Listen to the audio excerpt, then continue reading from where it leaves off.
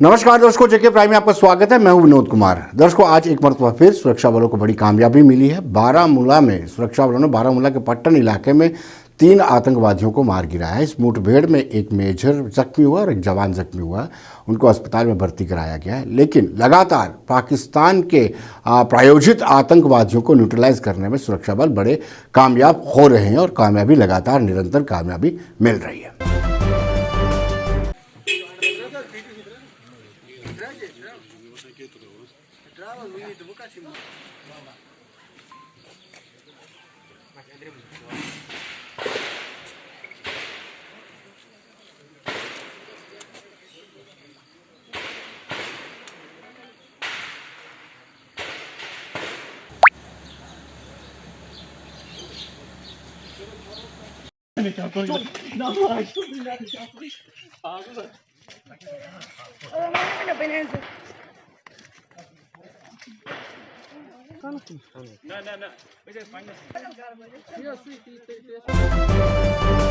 Firing सुबह 6:07 से हुई। मैं उठा नींद से, गाड़ी बाहर थी, उधर से शुरू हुई।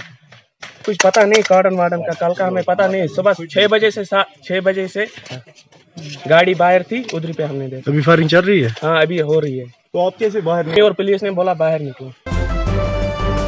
दर्शकों, इस वक्त फोन लाइन पर हमारे साथ सीधे जुड़ चुके हैं सैयद तजम्मुल, जो हमारे सीनियर सहयोगी हैं। सैयद तजम्मुल, आप हमें ये बताइए, जो इनकाउंटर में कहा जा रहा है कि तीसरा और आतंकवादी मार गिराया गया है। देखिए, जब इस इनकाउंटर को कहीं ना कहीं जब आखिरी लम्हात में क्लोज किया जा रहा हो तो बहुत सारे मौकों पर हमने देखा कि मिलिटेंट कहीं ना कहीं जो उस जगह पर छुपे बैठे हों, लास्ट फेज पे कहीं ना कहीं उसकी विजिबिलिटी नजर आती है। यही जम्मू कश्मीर पुलिस का कहना है कि पट्टन के इस एनकाउंटर के बाद जहां 2 मिलिटेंट मारे जाने की जम्मू कश्मीर पुलिस ने पुष्टि की थी, उसके बाद अभी रिपोर्ट्स आई कि इस एनकाउंटर में तीसरा मिलिटेंट भी मारा जा चुका है। इस एरिया में अभी भी सर्च ऑपरेशन जारी है और सुबह से सुरक्षा बलों, जम्मू कश्मीर पुलिस ने कोऑर्डिनेशन के साथ इस ऑपरेशन को अभी तक चलाए रखा है और इलाके में यही 2 से 3 मिलिटेंट के बारे में छुपे होने की इत्तला थी, जिसके बाद अभी भी सर्च ऑपरेशन चल रहा है और कुछ देर तक गोलियां चली, बाद में गोलियां चलनी बंद हुई। दोबारा अब से कुछ देर पहले हमने गोलियों की आवाजें सुनी। उसके बाद जम्मू कश्मीर पुलिस ने अभी आइडेंटिफिकेशन के बारे में या आर्म्स एम्यूनिशन के बारे में नहीं बताया, लेकिन तीसरी डेड बॉडी को देखा जा सकता है। इसमें कुल मिलाकर अभी तक नॉर्थ कश्मीर के पट्टन ऑपरेशन में 3 मिलिटेंट मारे जा चुके हैं, जबकि सेना का एक ऑफिसर और जम्मू कश्मीर पुलिस के एसओजी विंग का एक एहलकार जो है शदीद तौर पर जख्मी हुए हैं। बहुत बहुत शुक्रिया। दर्शकों, अब हम बात करेंगे भारतीय जनता पार्टी की। भारतीय जनता पार्टी ने अपना रुख बदल लिया है। रुख किस हिसाब से बदला वो हम आपको बताएंगे। पहले भारतीय जनता पार्टी की मानते हैं कि केंद्र में भारतीय जनता पार्टी की सरकार है। भारतीय जनता पार्टी ने यह तय किया था कि 5 भाषाओं को, एक प्रस्ताव बनाया था कि 5 भाषाओं को राज्य का दर्जा दिया जाएगा, जिसमें हिंदी, इंग्लिश है, उर्दू है, कश्मीरी है और डोगरी है। लेकिन उसके बाद लगातार दबाव बढ़ा। जैसे एसटी गुजर बकरवाल ने भी विरोध किया, पहाड़ी भाषी लोगों ने भी विरोध किया, सिख समुदाय के लोग भी सड़कों पर हैं। तो कहीं ना कहीं आज एक प्रेस स्टेटमेंट जारी की जिसमें लिखा कि बीजेपी भी समर्थन करती है गोजरी और बाकी भाषाओं को दर्जा दिए जाने को लेकर के। यानी कहीं ना कहीं यूटर्न सरकार ने, यूटर्न भारतीय जनता पार्टी ने लिया है। मैं सरकार इसलिए बोल रहा हूँ कि केंद्र में बीजेपी की सरकार है और ये सारे आदेश यूटी में जो होते हैं वो केंद्र के लागू होते हैं। Central government, central government, central government, central government, Punjabi भाषा को लागू करो, लागू करो, लागू करो, पंजाबी भाषा को लागू करो, सेंटर गवर्नमेंट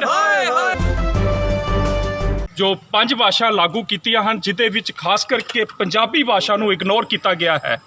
मैं कंटैंप्ट करता हाँ और सेंट्रल गवर्नमेंट की पॉलिसी ਨੂੰ चैलेंज करता हाँ और उसका रोष प्रगट करता हाँ कि पंजाबी भाषा जो प्राप्त समय तो लैके अज तक देश की एकता और अखंडता और देश के झंडे ਨੂੰ बुलंद करके रखने वाली पंजाबी भाषा और पंजाबी ही नौजवान लोग सन जिन्होंने देश की आज़ादी ਲਈ अपना शीश दिता है।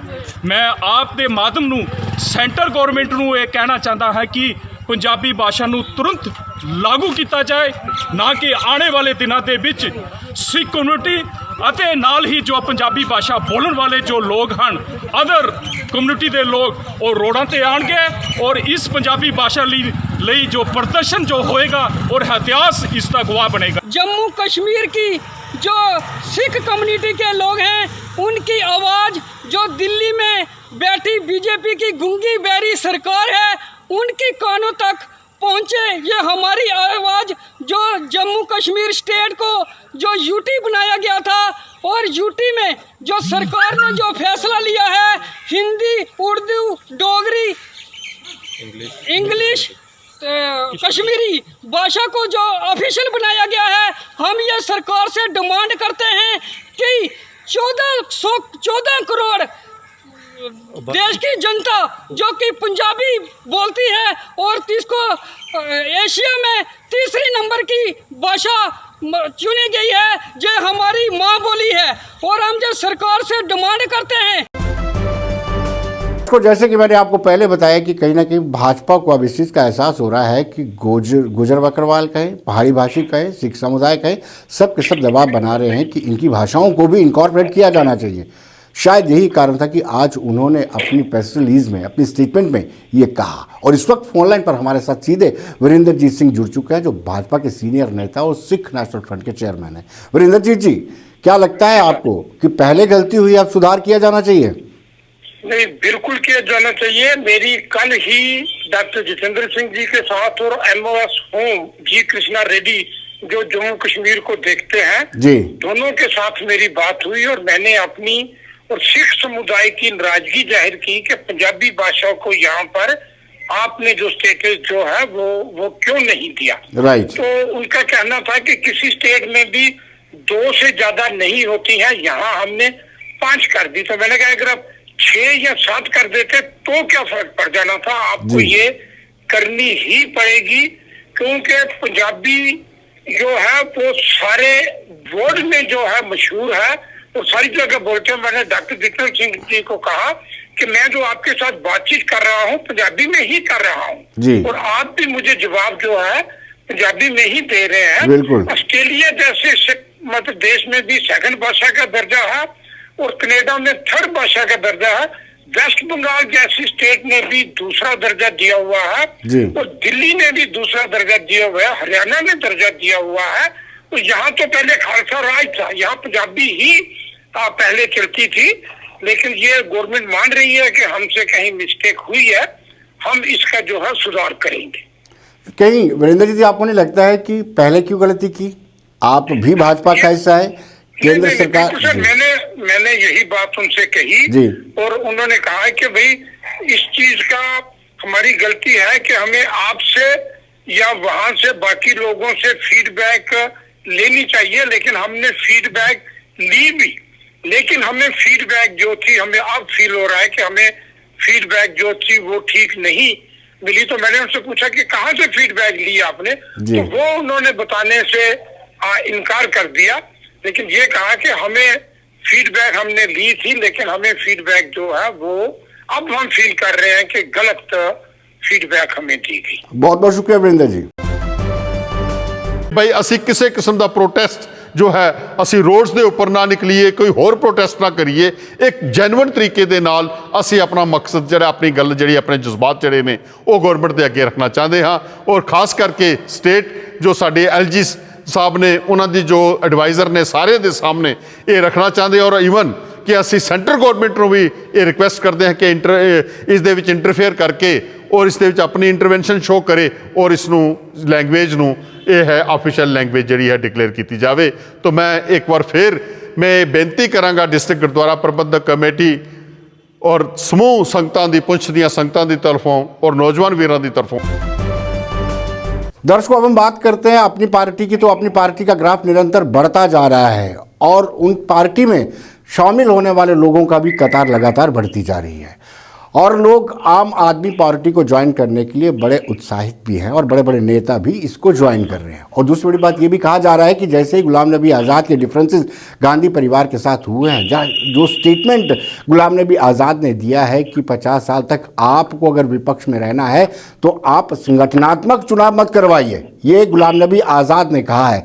शायद उसके कारण भी जो आज़ाद गुट के लोग जम्मू कश्मीर में वो शायद निराश होते जा रहे हैं कांग्रेस से। और यही एक वजह है कि लगातार कांग्रेस से बड़े बड़े नेता एजाज खान, मुमताज़ खान, मनजीत सिंह, विक्रमजीत सिंह और उस्मान मजीद समेत बहुत सारे नेता आज प्रणब ने भी शामिल किया है आम आदमी पार्टी को। और इस वक्त प्रणब कोता हमारे साथ फोन लाइन पर मौजूद है। प्रणब, आप हमें ये बताइए, आपको क्यों लगा कि आपको अपनी पार्टी ज्वाइन करनी चाहिए? नमस्कार विनोद जी, सबसे पहले तो मैं ये कहना चाहूंगा कि मेरे को सबसे अच्छी जो चीज लगी जम्मू कश्मीर अपनी पार्टी में, जो उनका एजेंडा था जिसके अंदर उन्होंने स्टेटहुड का मसला उठाया, क्योंकि जम्मू कश्मीर जो यूटी बनी उसके बाद आपने देखा यहाँ पर जिस प्रकार से हालात बने, तो एक स्टेटहुड का बहुत अच्छा और बहुत बड़ा मुद्दा था। उसके बाद 4G जो नौजवानों की एक डिमांड है काफी लंबी, क्योंकि आजकल ऑनलाइन क्लासेस चल रही हैं, कॉलेजेस बंद है, स्कूल्स बंद है, और हमारा जम्मू कश्मीर काफी आप देखिए फैला हुआ है ज्योग्राफिकली, तो किसी गांव में, किसी देहात में, या कई लोग अफोर्ड भी नहीं कर पाते 4G को या अपना ब्रॉडबैंड को। तो जो ब्रॉडबैंड को अफोर्ड नहीं कर पाते तो वो किस तरीके से अपने बच्चों को पढ़ाएंगे।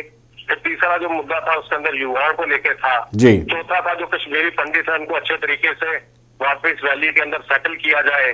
पांचवा था जो वीमेंस के राइट है। तो इसी प्रकार से डोमिसाइल के जो डोमिसाइल है उसके रहते हुए यहाँ पर जो नौकरियां हैं जम्मू कश्मीर के जो नौजवान हैं उन्हीं को मिले। अभी तो इन्होंने देखिए बुखारी साहब ने SRO 202 वाले मसले के अंदर जाकर दिल्ली के अंदर बात करके उस मसले को हल कराया। अब क्रेडिट लेने के लिए तो भारतीय जनता पार्टी वाले सबसे पहले आगे आ जाते हैं। उन्होंने आते ही सबसे पहले ये बात बोली जी हमने करवाया, लेकिन उनको ये पता होना चाहिए कि जब बुखारी साहब 6 बजे के आसपास या 7 बजे के आसपास वहां पर दिल्ली में जाकर मिले, उसके बाद शाम को 9 और 10 बजे के आसपास ये ऑर्डर बाहर आया। ये लोग क्रेडिट लेते रहे वो अलग इशू है, वो इन लोगों का काम है भारतीय जनता पार्टी वालों। लेकिन प्रणब, आपसे सवाल ये है कि टाइम जो आपने चुना, आज का दिन चुना, क्या आपको नॉट गुलाम नबी आजाद ने दी है या कुछ ऐसी उनकी सहमति थी? देखिए मैं कांग्रेस के अंदर 18 साल रहा, मैंने स्टूडेंट की राजनीति भी की, ट्रेड यूनियन की भी की, युवा कांग्रेस का अध्यक्ष, उपाध्यक्ष, जनरल सेक्रेटरी रहा। लेकिन मैं कभी मैं तो डायरेक्शन किसी की मतलब जो पार्टी डायरेक्शन है हाईकमांड की उसको जरूर सुनूंगा, जो पार्टी हित की थी उन चीजों को मैं जरूर सुनता था। लेकिन ये डायरेक्शन में किसी की डायरेक्शन में नहीं गया, मैं लोगों की बात पर गया हूं, क्योंकि जब तक आप लोगों की बात नहीं करेंगे, आप देखिए कि अपनी पार्टी के अंदर जो तकरीबन जिन लोगों ने ज्वाइन किया और उसके अंदर लेजिस्लेटर्स कितने थे जिनको लोगों ने मैंडेट दिया हुआ था, यहाँ पर कितने जो जिन लोगों को मैंडेट मिला है, तो ऑब्वियसली लोग उन्हीं को चाहते हैं। तो मैं यही कहना चाहूंगा कि आज का दिन मैंने इसलिए चुना क्योंकि एक माइंड भी था, एक माइंडसेट भी था कि ठीक है यार, बहुत काफी समय हो गया यहाँ पर लोगों की डिमांड्स को फुलफिल नहीं किया जा रहा। कभी एक पार्टी आती है वो बोलती है कि हम इसको पूरा करेंगे, कभी दूसरी आती है, पर जम्मू कश्मीर अपनी पार्टी जो है अभी 8 मार्च 2020 को जब यहाँ फॉर्म बनी हमारी जम्मू कश्मीर ड्यूटी के अंदर जब बनी, उसके बाद इन्होंने हर एक एजेंडे को, चाहे वो जम्मू का था, हर एक कोई मुद्दा था उसको उन्होंने उजागर किया। वाइस पॉलिटिक्स नहीं की इन्होंने, और वाइस कोई ऐसी चीज नहीं की इन्होंने, टोटली जम्मू कश्मीर को बिल्कुल हर एक हक जो है वो मिलना चाहिए। आप अल्ताफ साहब के पिछले 1-2 दिन के बयान देखिए, उन्होंने कितने अच्छे तरीके से बयान दिए। यहाँ पर आप इन्हीं चीजों को लेकर मेरा माइंड बना कि मैं अपनी पार्टी को मैं जाकर। प्रणब, आप यंग हैं, आपने काफी समय तक कांग्रेस को टाइम भी दिया है, करीब काफी साल आपने कांग्रेस को दिए, और आपको ये भी पता होना चाहिए कि जितनी भी रीजनल पॉलिटिकल पार्टीज हैं, चाहे वो आप पीपल्स डेमोक्रेटिक की बात करें, PDP की बात करें, नेशनल कॉन्फ्रेंस की बात करें, अगर आपको कभी इस चीज़ का एहसास नहीं हुआ कि अगर ये पार्टी भी बनती है कश्मीर सेंट्रिक ही रहेगी? ये एक बार आप रिपीट करेंगे मेरे को? मैं ये कह रहा हूं कि जितनी भी रीजनल पार्टी आई हैं, नेशनल कॉन्फ्रेंस हो, PDP हो, वो कश्मीर सेंट्रिक रही हैं, क्या अपनी पार्टी कश्मीर सेंट्रिक नहीं रहेगी? नहीं, ये बिल्कुल बात नहीं है। मैं जब अल्ताफ साहब से मिला, मेरी बात हुई उनसे, और मैंने काफी समय से, पिछले 6 महीने से जब ये पार्टी बनी तब से मैं उनके बयान भी देख रहा था, उनका वर्किंग का काम भी देख रहा था, और उनके साथ जितने भी लीडरान जुड़े हैं उनका भी देख रहा था। यहाँ पर कोई कश्मीर सेंट्रिक वाला मसला नहीं है। जम्मू को जम्मू का हक, कश्मीर को अपना हक, और ये जम्मू और कश्मीर को एक ही साथ लेकर आगे बढ़ने वाली पार्टी है। ये आप देखेंगे, चाहे रीजनल पार्टीज है, नेशनल कॉन्फ्रेंस रही, PDP रही, या कोई और भी रही, चाहे बाइस रहे, लेकिन यहाँ पर जम्मू कश्मीर अपनी पार्टी के लिए मैंने पूरी सोच समझकर, अगर मेरा तजुर्बा है एज ए यूथ, काफी समय मैंने यूथ कांग्रेस में भी दिया, कांग्रेस में भी दिया। मेरे तजुर्बे के हिसाब से काफी सारी चीजें देखने के बाद, बड़े सोचने समझने के बाद, और जम्मू कश्मीर को एक ही मंच पे, एक ही प्लेटफॉर्म पे लेकर चलने वाली बात जो है साफ साफ करते हैं। इसलिए मैंने आज जम्मू कश्मीर अपनी पार्टी को ज्वाइन किया। प्रणव, आपको नहीं लगता कि कुछ ऐसी स्टेटमेंट्स होती हैं, अगर जम्मू में दें, जम्मू के फेवर में दें तो कश्मीर में नुकसान होता है, अगर कश्मीर के फेवर में दें तो जम्मू में नुकसान होता है? इसका संतुलन पार्टी कैसे बनाएगी? आप देखिए, यहाँ पर क्या होता है कि जब भी किसी पार्टी ने वोट, अपना नेशनल कॉन्फ्रेंस है, पीडीपी है, बीजेपी है, जो भी कांग्रेस है, जब भी इन्होंने वोट की राजनीति करने, जब इलेक्शन आते हैं उससे 6 महीने, 8 महीने, साल पहले ये शुरू कर देते हैं कि ये वाला बयान दिया जाए तो यहाँ पर फायदा होगा, वो वाला बयान दिया जाए तो यहाँ पर फायदा होगा। लेकिन मैंने जैसे आपको कहा कि अपनी पार्टी अभी 8 मार्च 2020 को बनी है, उसके बाद फॉर्मेशन के बाद अभी तक आप देखिए किस तरीके से हर एक मसले को, कौन सा ऐसा मसला है कि जो इन्होंने जम्मू और कश्मीर में डिवाइड करने की बात की, इन्होंने कोई ऐसी बात नहीं की। उन्होंने जम्मू के बारे में भी वही बात की, कश्मीर के बारे में भी वही बात की। सुलझे हुए लेजिस्लेचर से यहाँ पर आए हैं, सुलझे हुए एक्स मिनिस्टर से यहाँ पर आए हुए, सुलझे हुए लीडर यहाँ पर ज्वाइन कर रहे हैं। तो मुझे नहीं लगता कि ऐसी कोई भी बात होगी। ये पार्टी जम्मू और कश्मीर को एक साथ लेकर बढ़ेगी और जम्मू कश्मीर को रियासत का दर्जा दिलवाने के लिए जहां तक भी हो लड़ाई लड़ेगी। बहुत बहुत शुक्रिया प्रणव। दर्शकों, सेना प्रमुख एमएम नरवणे ने साफ कर दिया है कि चाइना और भारत के बीच जो सरहद है उसको लेकर के लगातार तनाव बढ़ा हुआ है, हालात नाजुक हैं। इतना कहना भी बड़ा होता है। अपने 2 दिवसीय दौरे के दौरान उन्होंने लास्ट एंड तक जाकर के अपने सैनिकों की पीठ थपथपाई, उनका मोरल बूस्ट किया। एक सेनाध्यक्ष का खुद जाना अपने आप में मायने रखता है और सैनिकों का मनोबल बढ़ा हुआ है, ये इसका जिक्र उन्होंने अपने संबोधन में भी किया और जो इंटरेक्शन उन्होंने जवानों के साथ की उनके साथ भी किया। Well, the situation along the LAC is slightly tense. Keeping in view of the situation, we had undertaken some precautionary deployments for our own safety and security, and these deployments we undertook along the LAC so that our security and integrity remain safeguarded. दर्शकों, इस बाबत हमने phone line पर retired colonel VK Sai से बातचीत की। आइए देखते हैं उनका क्या कहना है। दर्शकों, इस वक्त कर्नल वीके साई हमारे साथ जुड़ चुके हैं। कल साई, आपका स्वागत है। आज जिस तरीके से chief of the army staff MM Naravane ने कहा है कि हालात नाजुक और तनावपूर्ण बने हुए, क्या कहेंगे आप? देखिए, नाजुक भी हैं और तनावपूर्ण भी हैं, और उसके साथ ही उन्होंने जो नेक्स्ट चीज कही है कि हमारी सेनाओं का मनोबल बहुत ऊंचा है जी, और वो सक्षम है किसी भी स्थिति का मुकाबला करने के लिए जी। तो अगर टोटलिटी में देखा जाए जी, तो मैं समझता हूँ ये एक भरोसा बढ़ाने वाली बात कही है उन्होंने जी। हाँ, आजकल वो थोड़ा सा बहुत गंभीर चेहरा रखकर और बड़े सुलझे हुए शब्दों में, चंद शब्दों में जी अपना कुछ कहते आए हैं जी। एज ए यंग ऑफिसर मेरे साथ सर्विस कर चुके हैं। अच्छा, गुड जी। इनके मैं सुंदर बनी हूँ, मेरे ब्रिगेड मेजर हुआ करते थे जी, और मैं तब से इन्हें जानता हूँ। बड़ी नतीतुली और बहुत सुलझी हुई बात करते हैं जी, और बहुत मुझे उनको देखकर अच्छा लगा। चीफ के तौर पर 2 दिन उन्होंने लद्दाख में बिताए हैं जी। पूरी जो ऊंची चोटियां थी, जो इम्पोर्टेंट हाइट्स थी, उस सब पर हमारी फौज ने 58 साल के बाद फिर कब्जा किया है जी। बहुत खुशी की बात है।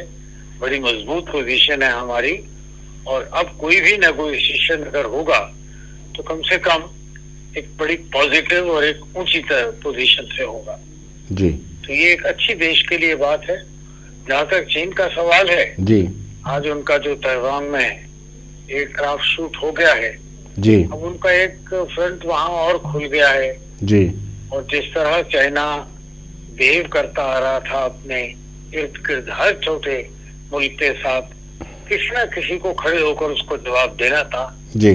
संसार में भारत ने वो लीड ली है जी। जबकि एक समय ऐसा था जबकि पूरा संसार चाइना से परेशान था, कोई कोविड की वजह से, कोई उनके विस्तारवादी की वजह, जो उनकी पॉलिसी है उसकी वजह से जी।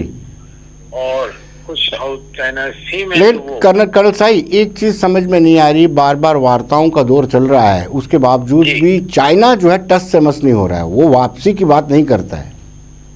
देखिए चाइना की अपनी इंटरनल हालत बड़ी खराब है। जी जो चाइना है वहाँ पर डिस्टरबेंस है, उनकी अपनी पार्टी में ही इनका जो हिसाब किताब है वो उनका बड़ा अच्छा नहीं है। जी और उसके बाद और पार्टी अभी और वहाँ विरोधाभास हो रहा है, विरोध कर रहे हैं लोग। उन सब चीजों को देखते हुए उनके लिए एक बड़ा भारी लॉस ऑफ फेस हो जाता है जी अगर वो वापसी की बात करें। जी तो एक तरीका जिंदगी को देखने का ऐसा भी होता है कि आप वापस नहीं होना चाहते, जी आप जहाँ बैठे हैं चलिए हम आपके सर के ऊपर बैठ जाते हैं। जी जी वही पोजीशन अब चाइना की हो गई है कि इस लाइन को मिटाकर छोटा तो नहीं किया जा सकता, जी पर मैं इसकी 1.5 गुनी लाइन आपके जी बाजू में खड़ी कर